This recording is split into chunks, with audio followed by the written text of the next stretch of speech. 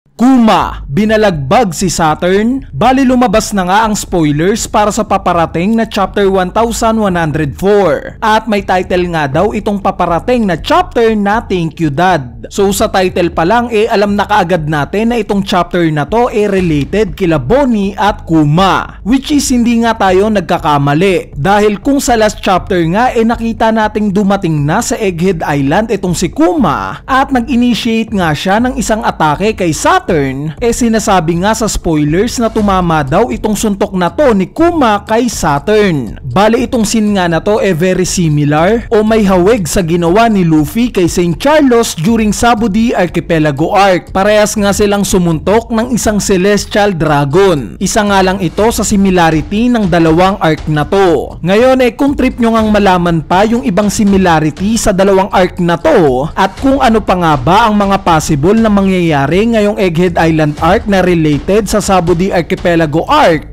may ginawa na nga tayong video patungkol dito. Ilalagay ko na nga lang sa comment section sa ibaba yung link neto. Anyway, pagkasuntok nga daw ni Kuma kay Saturn nagulat ang lahat. Syempre this includes yung mga tao na nasa malapit lang, gaya nila Sanji, Vegapunk at Franky. Ang naging resulta naman daw kay Saturn ng suntok ni Kuma grabing damage daw sa katawan niya, to the point na nawalan pa daw siya ng isang galamay sa paa. So itong scene nga na to I'm sure na sobrang satisfying neto. Since sa nagdaang 3 buwan nga at flashback lang ni Kuma ang nakikita natin, plus ni-reveal pa ni Saturn na siya daw ang may kagagawan kung bakit may Sapphire Skill Disease itong si Genie, siguradong bibigyan ng emphasis ni Oda itong gante ni Kuma kay Saturn. Kaya panigurado na may halong gigil itong atake na to ni Kuma kay Saturn. Kaya umabot sa point na nawalan pa siya ng paa. Bale ang sumunod na impormasyon nga sa spoilers sinasabing nakarecover na daw itong si Admiral Kizaru. Tumayo nga daw siya at binakapan itong si Gorosei Saturn sa pamamagitan ng pag-atake sa Straw Hat Pirates. At since na-damage nga ng husto itong si Saturn, nakawala na nga itong sila Sanji sa pagkakahawak sa kanila ni Saturn. Kaya naman inatake sila ni Kizaru. Itong scene nga na to siguradong kayang-kaya na ni Sanji dahil alam naman natin na siya ang isa sa pinakamabibilis na miyembro ng Straw Hat Pirates. Plus mataas nga rin ang observation hacking niya. Sa kabilang banda naman bigla nga daw naghanda itong mga marines na nakapalibot sa Egghead Island. Nagpe-prepare nga daw sila na pasabugin na itong isla na to. At ang huling impormasyon nga sa spoilers sinasabing itong nawala nga daw na paa ni Saturn bigla na lang tumubo. So itong recovery nga ni Saturn hindi na nakakagulat since during chapter 1095 nga ipinakita niya na to nung time na inatake siya ni Bonnie at na-regenerate lang niya kaagad itong sugat niya. Bale overall nga mukhang ma-action na chapter 1104 itong masasaksihan natin. Makikita nga natin na lumalaban itong tatay na gustong sagipin ang anak niya at itong isang admiral na lalaban na hindi pa rin alam o naguguluhan kung saan siya papanig. Sana nga lang makita natin sa paparating na chapter na to yung update din kay Luffy. Since sa last chapter nga nakita natin siyang kumakain na at nagre-recover na rin mula sa naging laban niya kay Kizaru. Plus sana nga bigyan din tayo ng update ni Oda sa nangyayaring laban nila Rabluchi at Zoro. Dahil sa moment nga na to si Zoro ang pinakakailangan ng Straw Hat Pirates. Lalo na at kaharap nga nila itong isang Gorosei at isang Admiral. At currently nga nanghihina itong kapitan nila. Kaya naman ang magiging tanong nga ngayong wala pa rin si Zoro sa ibaba, mag-step up kaya si Sanji? Bali ang tanong nga na yan tatalakayin na lang natin sa mismong chapter review natin na malamang i-upload natin this Thursday na. Ang good news nga walang break next week kaya hindi tayo mabibitin sa makikita nating chapter ngayon. So sana nga natripan nyo itong maikling spoiler review natin para sa paparating na chapter 1104. So yun lang,